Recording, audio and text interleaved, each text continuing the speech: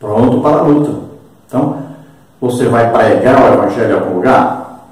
Faça um jejum, passe pelo menos 1 hora orando, estude a palavra de Deus, vá preparado. Tem gente que vai até visitar enfermo, doente no hospital. A pessoa não faz um jejum, não ora, não estuda a Bíblia, nem nada, e vai de qualquer maneira. Veja o que fazem as pessoas que trabalham para Satanás, passam dias e dias jejuando, rezando lá para Satanás, ficam cheias de demônios. Então nós temos que aprender que nós estamos numa luta. Você vai fazer um culto na rua e enche a pança aí, vai fazer um culto, chegou do trabalho, não orou, não está em jejum, nem estudou a Bíblia, e vai direto para a rua pregar o evangelho. É por isso que não tem resultado nenhum. Precisa da unção do Espírito Santo, do poder do Espírito Santo. Precisa de uma ação sobrenatural para fazer, para pregar o evangelho. Precisa de poder, precisa de sinais, prodígios, maravilhas. Creia nisso, busque isso, acredite nisso. Deus está procurando quem quer ser usado. Hoje nós estamos com problemas. Temos missionários para pregar em países onde se pode pregar livremente? Temos muitos. Mas onde estão os missionários que querem ir para os países onde se mata os missionários? Ninguém quer ir. Mas Paulo entrou na pregação do evangelho e saiu pregando por lugares perigosíssimos. Apanhou, sofreu todo tipo de coisa, foi preso. Mas ele pregava na unção e no poder do Espírito Santo. As pessoas eram convencidas porque viu que Deus estava com ele. E assim que era o evangelho, e assim que era o evangelho normal. Não se importe com inimigos, com quem se levanta contra. Pregue, mas pregue na unção e no poder de Deus, poder do Espírito Santo. Mostre para as pessoas: olha, estou pregando no evangelho de Jesus vivo, que faz milagres, que liberta as pessoas. Represente realmente Jesus. Vamos pregar o legítimo evangelho. Então veja o exemplo de Filipe, que revolucionou aquela cidade. Veja o exemplo de Paulo. Qual é a diferença de Paulo e Apolo? As pessoas convertiam um pouquinho de gente, sem força, sem poder nenhum, que não crescia o evangelho, ia ficar só naquelas pessoas. Paulo revolucionou a cidade. Todos se mexiam com artes mágicas, espíritas, tudo se convertiu. Revolucionou tudo. Foi preso, foi uma maior confusão. Mas ali ficaram implantadas, né, as igrejas, e muitos crentes que aceitaram Jesus. E muitas pessoas se converteram. Então ali ficou a igreja forte, fundada no Jesus Cristo, que fazia milagres, que estava vivo. Não Jesus morto, como as pessoas andam pregando por aí. Pregue Jesus vivo, que continua fazendo milagres, continua fazendo sinais, prodígios, maravilhas, está vivo. Subtópico 3 é o batismo do Espírito Santo. Havia muita alegria na cidade com a chegada de Filipe, que batizava homens e mulheres, versículo 12. A notícia desses fatos chegou à igreja de Jerusalém, que enviou os apóstolos Pedro e João, os quais trouxeram que ainda faltavam aos samaritanos convertidos, o batismo do Espírito Santo.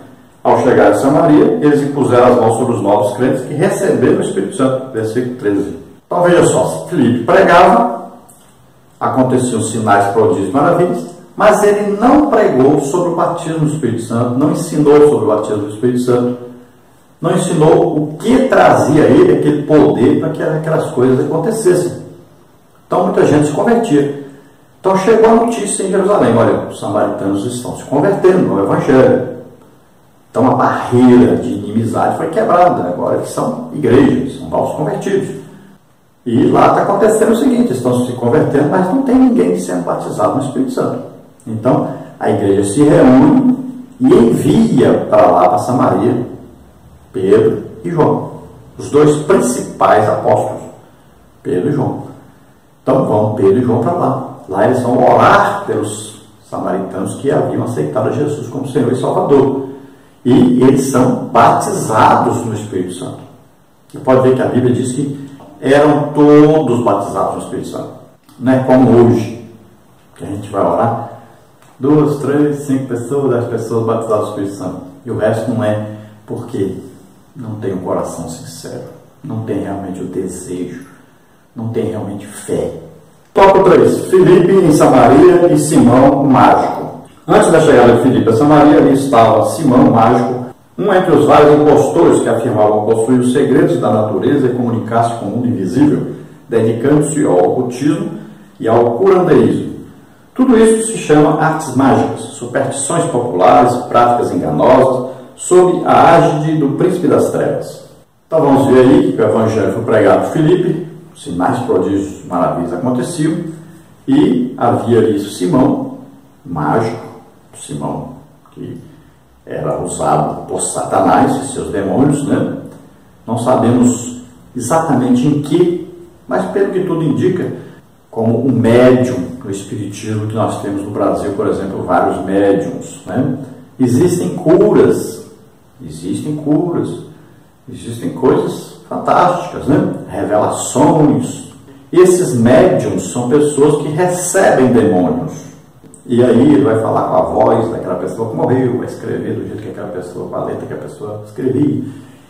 Ele vai invocar sobre ele, por exemplo, um médico, né, e vai operar as pessoas. Então isso aí é coisa diabólica, proibida por Deus. Né? Lá em Deuteronômio 18 você veja isso, é proibido consultar um espírito adivinhante, é proibido consultar mortos, está lá bem claro. Aí a pessoa vai lá, depois fica com a família toda atrapalhada, acaba com a vida dele e da família toda, porque foi consultar demônios.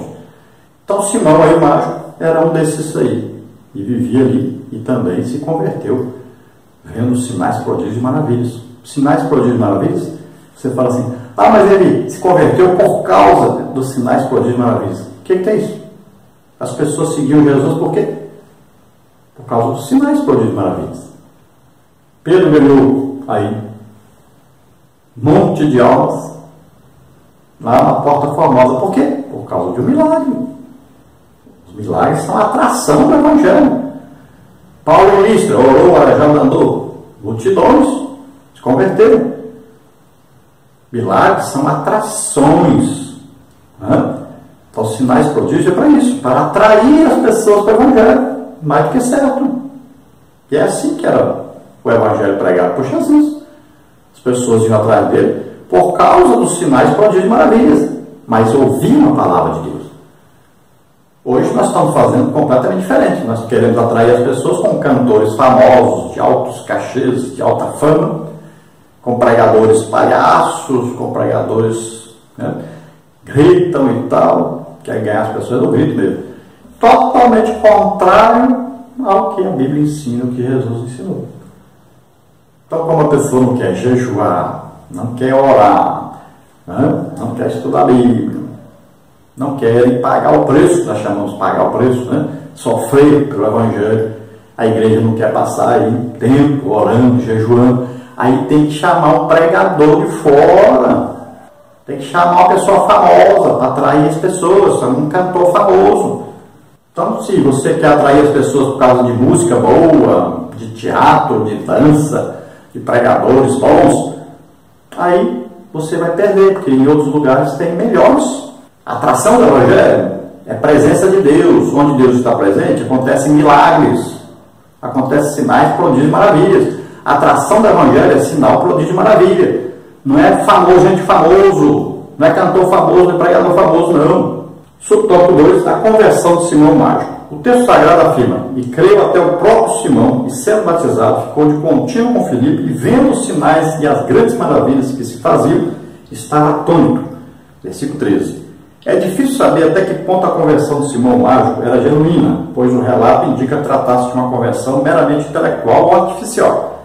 A avaliação do apóstolo Pedro foi, o teu coração não é reto diante de Deus. Versículo 21.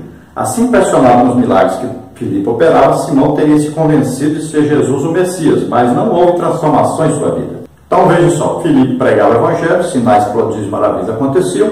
Então veja bem, vamos ver o que o texto diz. Olha bem, está escrito, creu até o próprio Simão. Olha bem, está falando das pessoas que creram na pregação de Filipe. Então aqui está dizendo que Simão, o mágico, também creu.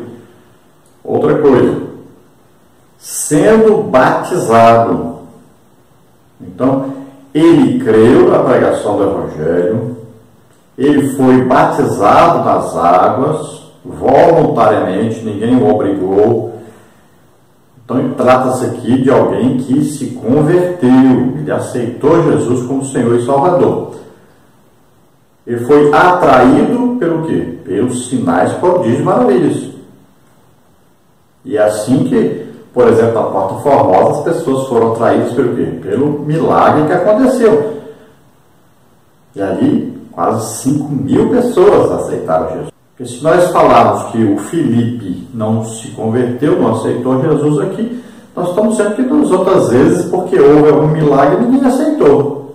Está bem errada essa justificativa aí. Ele aceitou Jesus e ele desejou receber o batismo do Espírito Santo. Foi batizado no Espírito Santo. Ninguém é batizado no Espírito Santo assim, sem conversão legítima, não. Quantas pessoas estão na igreja há 30 anos, 40 anos, 50 anos, nunca foram batizados no Espírito Santo? Jesus olha dentro, no coração da pessoa para batizar. Batiza de qualquer maneira, não é assim não. Ele não foi ensinado sobre o batismo do Espírito Santo. Ele não foi ensinado sobre quem é usado para orar e as pessoas serem batizadas no Espírito Santo. E ele estava vindo de uma cultura onde tudo era comprado. Então ele tentou comprar aquilo que ele queria, ele desejava ser usado por Deus para orar para as pessoas e elas serem batizadas no Espírito Santo. Foi isso que ele disse. Ele disse bem claro, olha, aquele quem eu impuser as mãos seja batizado no Espírito Santo. É esse o desejo dele, de orar e as pessoas serem batizadas no Espírito Santo. Então diz que aqui ele andava o tempo todo com Filipe. Então ele passou a desejar também ser usado por Deus. Ele já tinha sido usado por Satanás. Agora ele aceitou Jesus, ele quer ser usado.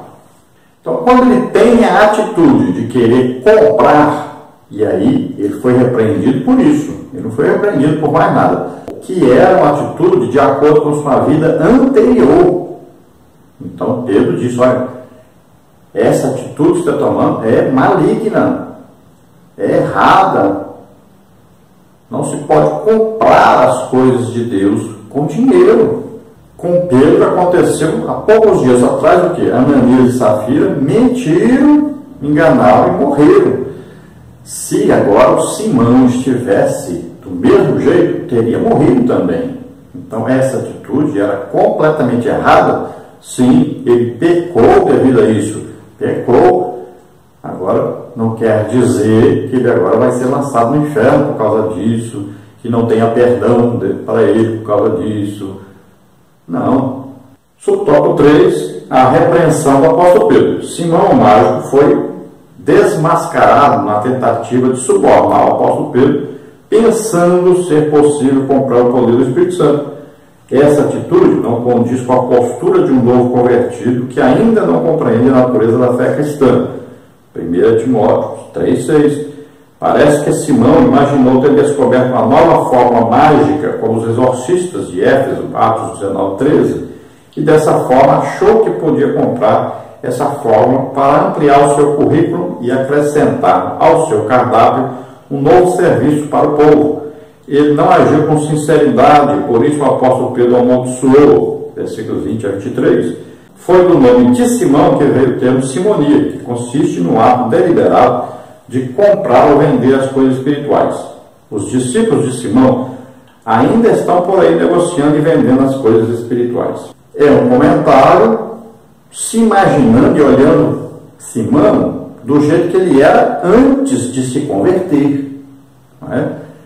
Antes ele poderia até ser assim, embora a Bíblia não diga que antes ele trabalhava com artes mágicas, né, por dinheiro. Não diz também. Mas vamos dizer que era. Mas agora o desejo dele é ser usado para orar pelas pessoas e elas serem batizadas no Espírito Santo.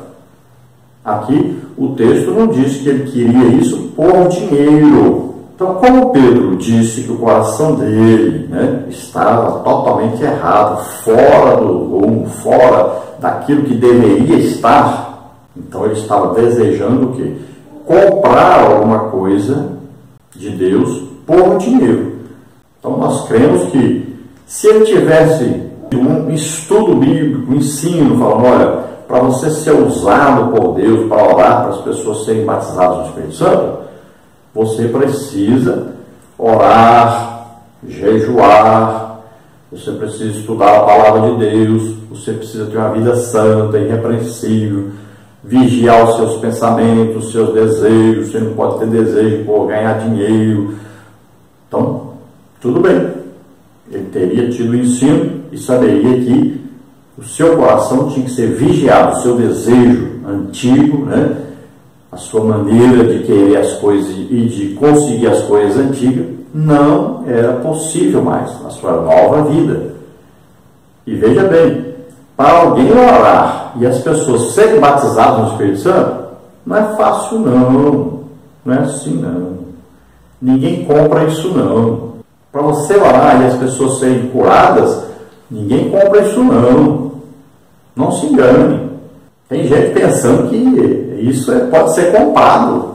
É o que está escrito aqui, que alguém pode fazer isso, pode ser comprado, que alguém que é usado por Deus aí que comprou. Não existe isso.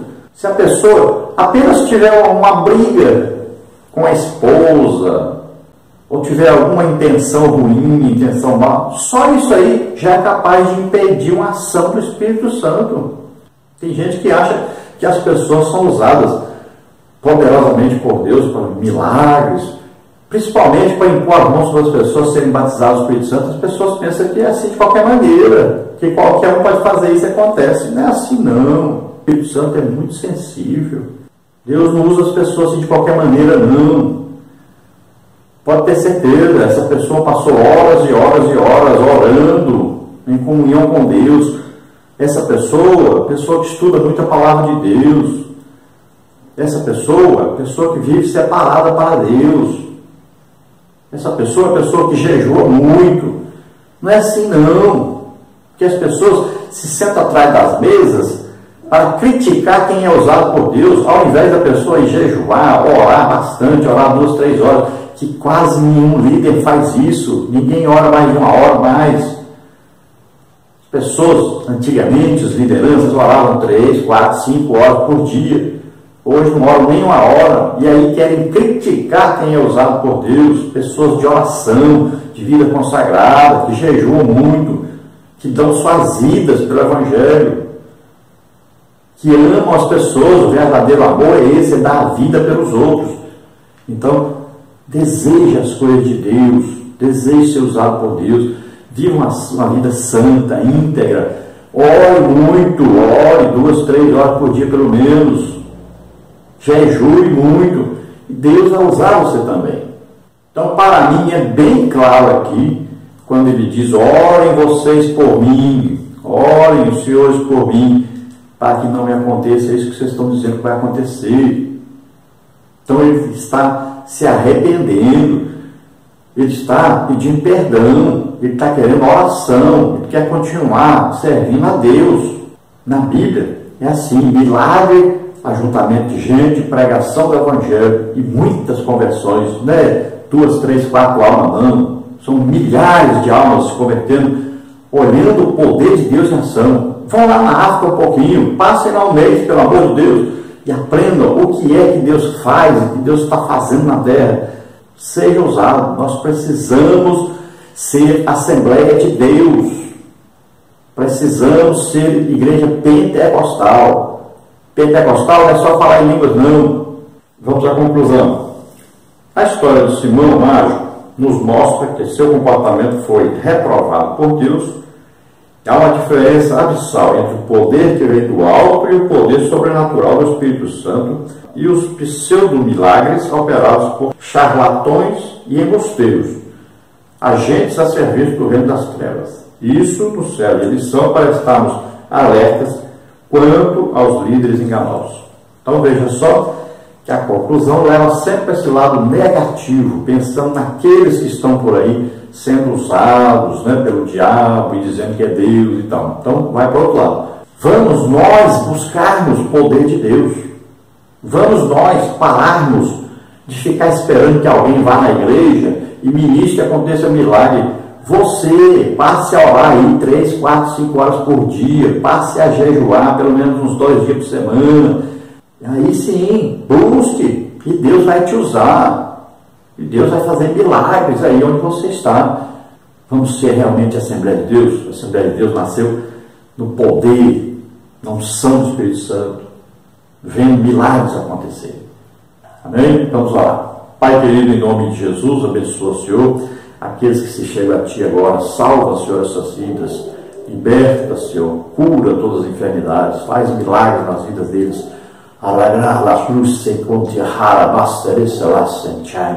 Agrada-te, Jesus, Senhor. Fique feliz com os milagres e maravilhas que Deus faz. Receba poder para fazer isso em nome de Jesus. Receba agora a alegria do Espírito Santo na sua vida em nome de Jesus. Pai, nós te agradecemos mais uma vez em nome de Jesus. Amém. Glória a Deus.